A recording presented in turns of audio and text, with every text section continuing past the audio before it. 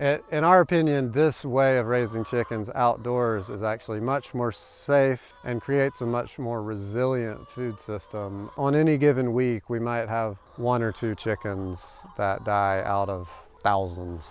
And if you compare that to the industrial model, where all these chickens are being raised indoors in these big houses, there literally are people whose full-time jobs are going in every day and removing dead birds because they're so unhealthy in there. I was just talking to an inspector. He says up to some layer houses have 250,000 birds in one house. And he was saying what's wild is, they have backup generators and they have backup generators for the backup generators, because if the power goes out for 2 or 3 hours, every single bird in that house would die. It's just so toxic in there. They have to have these massive fans blowing air in.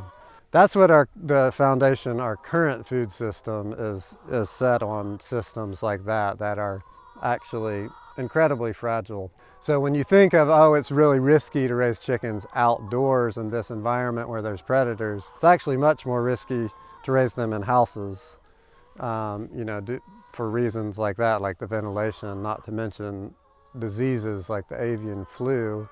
You could imagine if one chicken gets the avian flu in a house with 250,000 chickens, it's a matter of, hours before it spreads to the whole flock. And then, an entire big section of the food chain is broken.